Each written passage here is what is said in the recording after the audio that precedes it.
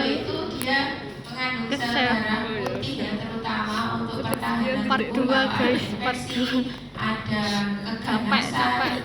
Nah, dia itu akan memfagossit melalui kerja sel darah putih itu ya. Jadi alirannya vena dengan limfe itu hampir mirip dari distal ke proksimal atau dari perifer ke center, ke pusat gitu ya. Nah, kalau pembuluh darah itu dia merupakan satu kesatuan yang lurus gitu. Kalau limfe itu bentuknya nodus limfatikus, jadi pada tempat-tempat tertentu dia berupa nodus dan ada saluran-saluran limfenya ya. Nah, ini untuk limfe dia membentuk kelompok-kelompok yang dinamai berdasarkan lokasinya. Nah, ini bisa kita lihat ya berdasarkan warna di sini sudah diwarnai supaya memudahkan. Untuk yang ada di sekitar dari aorta abdominalis atau di depan dari vertebra lumbalis, di sekitar aorta abdominalis atau vena cava inferior ya, kalau ada venanya di sini, itu namanya nodus limfatikus lumbalis atau nodus limfatikus cava atau nodus limfatikus aortik yang warna biru muda. Kemudian dia akan bercabang dua, yang kanan dan kiri, namanya sesuai dengan arterinya. Kalau arterinya arteri iliaca communis, ini juga nodus limfatikus iliaca communis yang warna orange. Nah, ini ada nodus limfatikus juga yang menempel di depan aorta abdominalis di dekat arteri mesenterica inferior, dikasih nama arteri mesenterica nodus limfatikus mesenterica inferior seperti itu. Lanjut dari nodus limfatikus iliaca communis, dia akan bercabang dua. Nah, di sini yang ke arah dalam itu nodus limfatikus iliaca yang interna sesuai nama arterinya. Kemudian yang di luar nodus limfatikus iliaca yang eksterna. Kemudian yang eksterna ini juga ada dua kelompok lagi. Yang warna biru ini ada di dalam, itu nodus limfatikus inguinalis yang profunda. Sedangkan yang di luar superficial bisa kita raba dari luar, nodus limfatikus inguinalis yang superficialis, gitu ya. Superficialis ini nanti akan mendapat aliran limfe dari kulit luar dari skrotum, kulit luar dari penis, gitu ya. Kalau yang dalam itu dia akan menerima aliran limfe dari bagian dalam uretra, gitu ya, corpus spongiosum itu ke arah yang inguinalis profunda. Nah, kemudian dari profunda maupun dari superficialis nanti akan menuju ke nodus limfatikus yang iliaca eksterna. Nah, ini untuk yang pelvis alirannya seperti itu. Kemudian ini untuk yang di organ reproduksi pria ya, ini testis, ini glandula seminalis, ini prostat. Nah, alirannya sebagian ada yang ke nodus limfatikus sakralis yang ada di depan os sacrum. Kemudian ya kalau yang ini dari kulit ya, kulit penis, kemudian kulit glans itu dia ke nodus limfatikus profunda, inguinalis profunda, dan nodus limfatikus yang eksternus, kulit eksternus.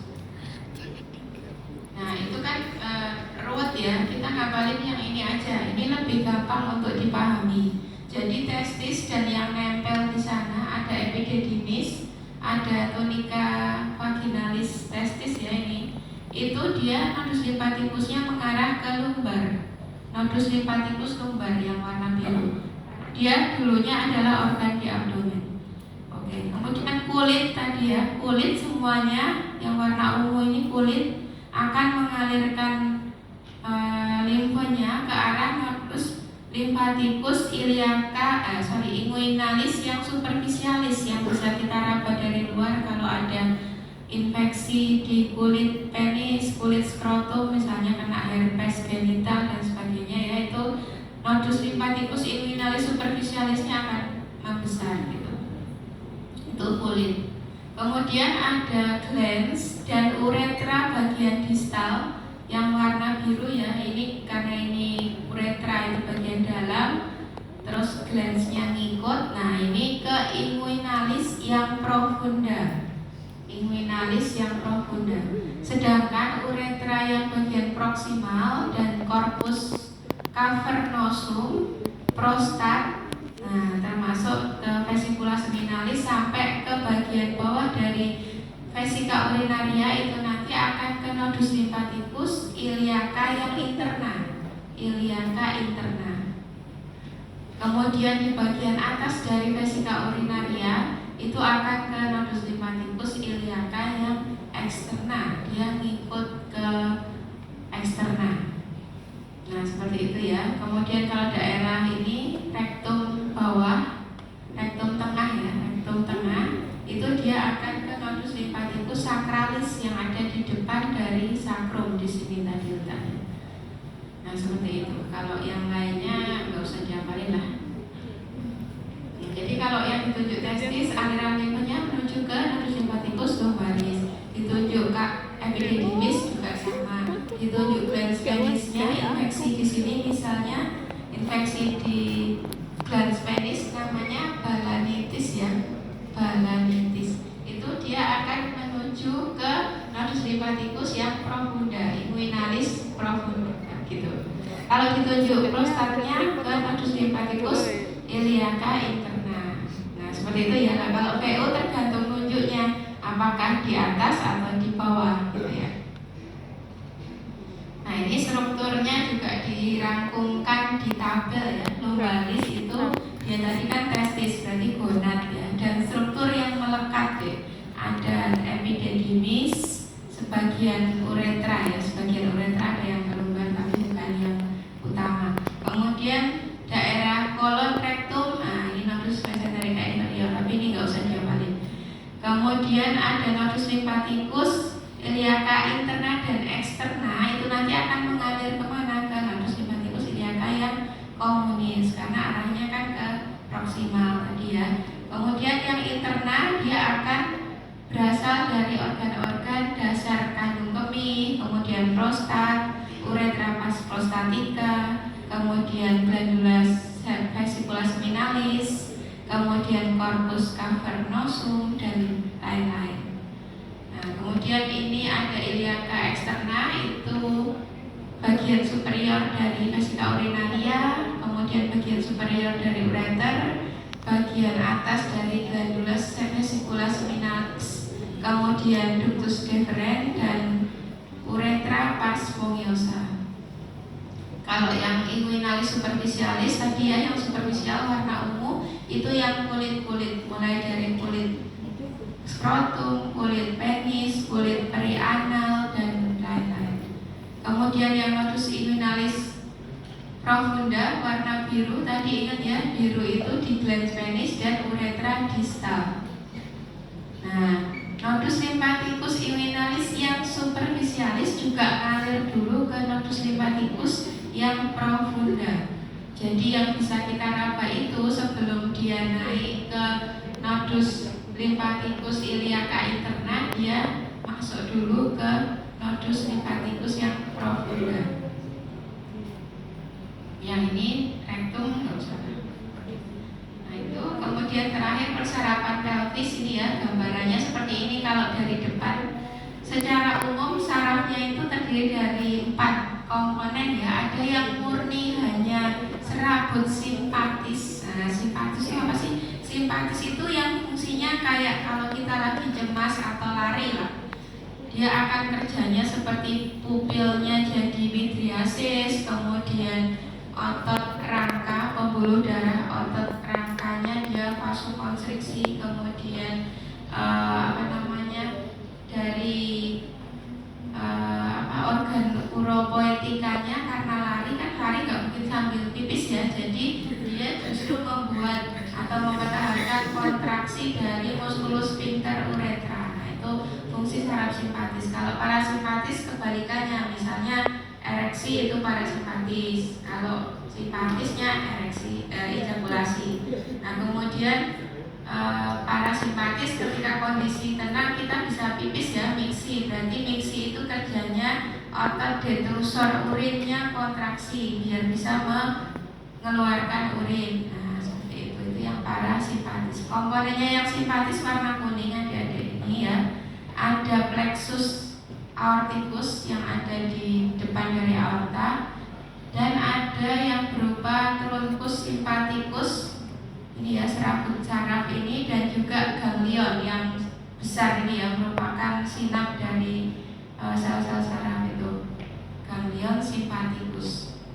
Nah kemudian untuk yang komponen parasimpatis itu yang warna biru. Nah ini contohnya ya, serabut parasimpatis yang ada di vesika urinaria, kemudian nanti mungkin juga ada di daerah lateral ya. Ini kalau dilihat dari anterior kelihatannya cuma kecil, tapi sebenarnya kalau kita lihat dari lateral, parasimpatis itu cukup banyak juga. Selain di rektum yang bikin kita bisa BAB itu ya, juga di daerah ini corpus spongiosum, karena dia fungsinya untuk ereksi tadi. Nah dia menginervasi corpus cavernosum dari penis ya.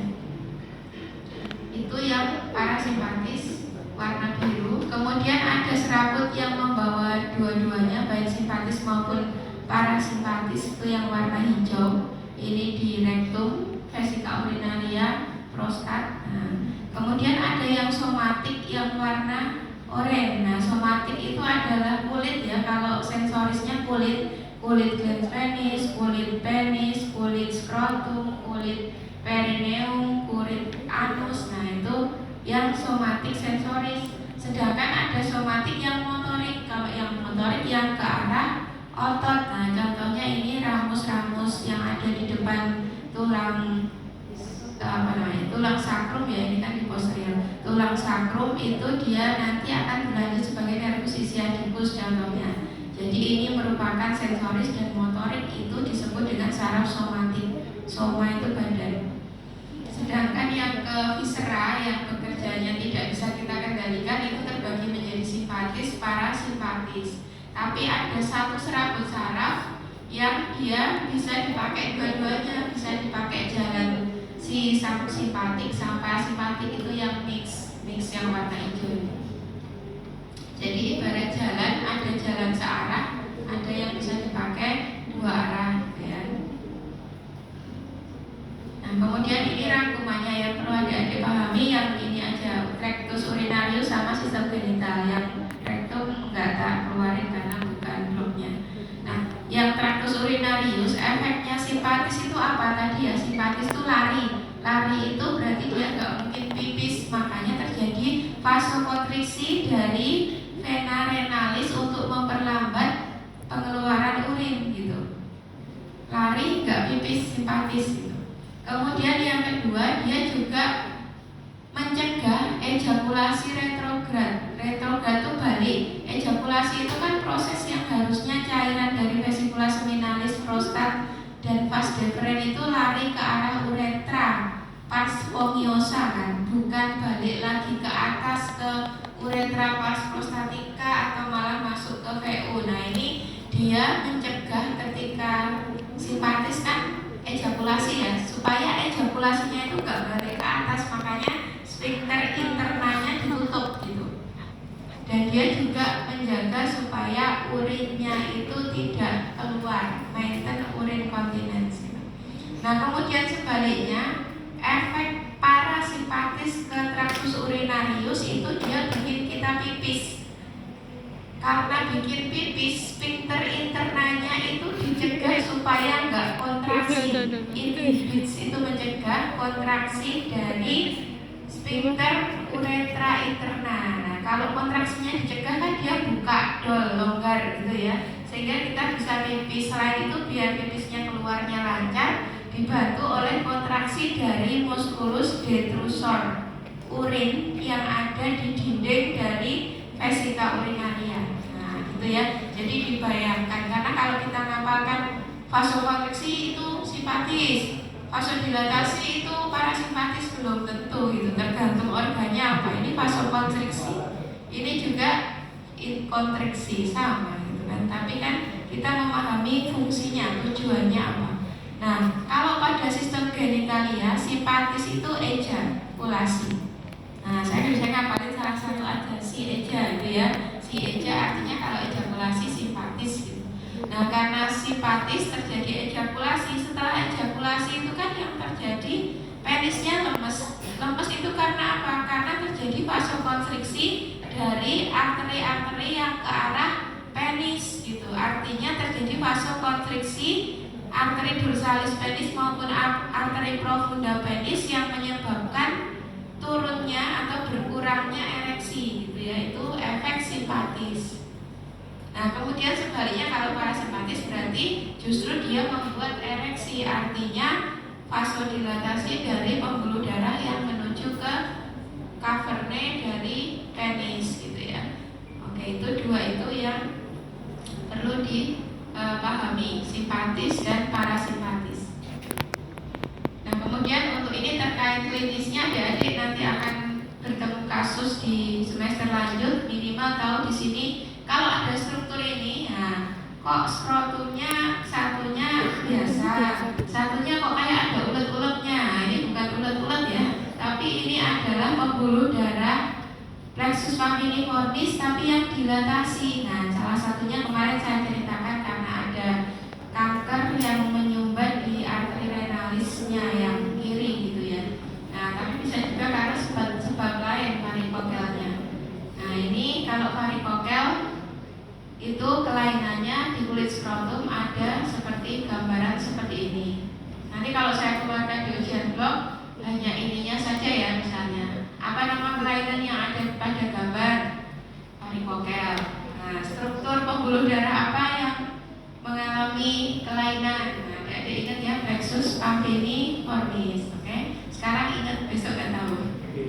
Semoga ingat. Kemudian yang kedua, ini klinis yang juga penting, nanti adik-adik kan harus bisa melakukan sirkumsisi. Kalau sirkumsisi itu di hitan itu kan dibuang kulit penutup glansnya, preputiumnya dibuang. Nah, itu kan sakit kan deh karena digunting ya. Jadi kan harus dianestesi dulu. Lah, anestesinya itu apa? Ada anestesi blok, ngeblok sarafnya, dan ada anestesi infiltrasi, dimasuk-masukkan ke sekitarnya begitu ya. Nah, kalau yang blok, lihat gambar yang bawah ini ya. Di sini obatnya lidokain atau anestesi yang lain dimasukkan sampai menembus fascia bag.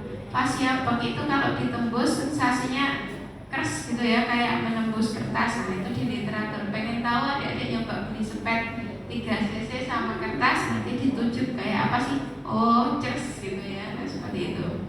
Apa mau pakai penisnya sendiri kan enggak ya? Sakit gitu. Jadi pakai kertas aja. Nah, terus mana yang dituju? Yang dituju ini yang warna kuning, nervus dorsalis penis. Nah, ini ya.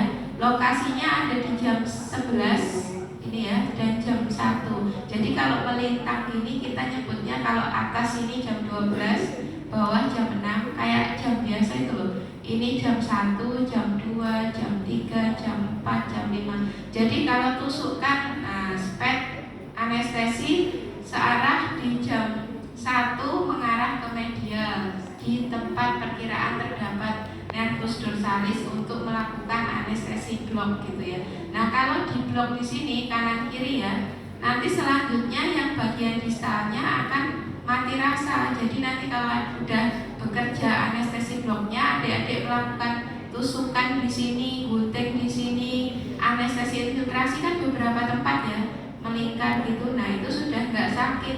Beda kalau adik-adik infiltrasi dulu baru ngeblok, nah anaknya bisa trauma ya, jarum ditusuk-tusuk berkali-kali di penis kan sakit banget itu.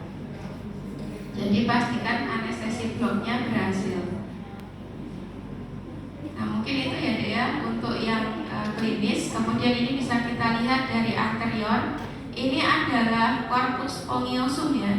Jadi uretranya ada di bagian atasnya. Kalau ini secara keseluruhan, jadi ini potongan yang berbeda. Ini potongan di pangkal, ini di agak ke tengah ya. Kalau yang di tengah kan sudah ada uretra di bawah. Kemudian ini 2 corpora cavernosa.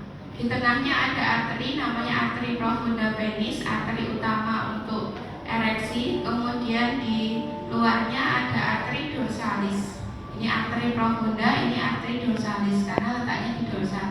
Urutannya vena, arteri, nervus. Nervus dorsalis itu agak ke lateral, makanya pas di jam 11 sama jam 1. Vena, arteri, nervus. Venanya ada dua, kalau arterinya di sini dan di profunda. Kalau venanya di sini dan di superficial. Di sini itu vena dorsalis yang profunda. Kalau yang di sini vena dorsalis yang superficial. Nah, agak beda ya sama arterinya. Ini vena dorsalis, ini vena dorsalis superficialis. Ini arteri dorsalis, ini arteri profunda. Nah, kemudian ini ada jaringan ikat gitu ya, jaringan ikat yang fascia profunda ini fascia bak. Kemudian yang di luarnya ada fascia coles ya, fascia coles. Nah, makanya ketika ini terjadi pembengkakan atau pembesaran karena ereksi, maka dia akan mendesak si vena ini untuk nutup gitu, karena mendesak ke sana kan. Karena ini nutup maka ereksinya bisa bertahan lama gitu, nggak bocor keluar gitu ya.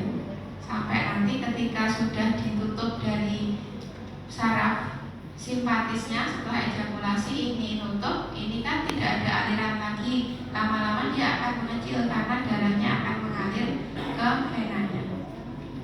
Nah itu deh, kalau dari luar ini ya fascia bak itu yang ini.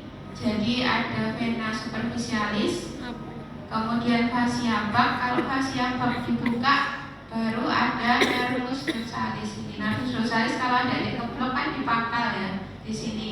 Nah ini pangkalnya terblok, otomatis cabang-cabangnya yang distal dia akan terblok semua kalau kebloknya benar gitu ya.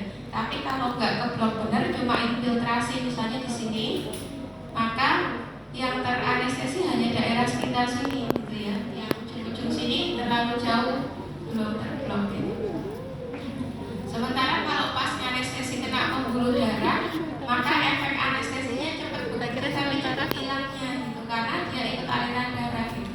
Nah, resikonya seperti itu, jadi harus benar-benar pas gitu ya.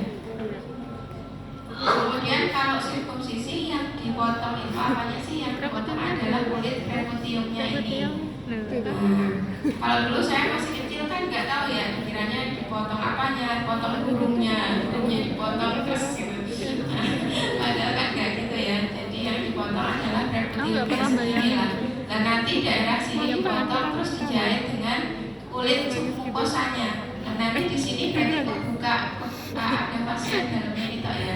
Kebuka dikit dong, ya tapi kan nggak sampai dalam ya. Jadi nanti itu akan tumbuh epitelisasi baru, akan tumbuh kulit baru. Nah jadi yang dijahit dengan yang ini lapisan ini. Gitu. Mungkin itu deh, ada pertanyaan. Ini ada tugas ya, mempelajari neurovaskularasi pelvis.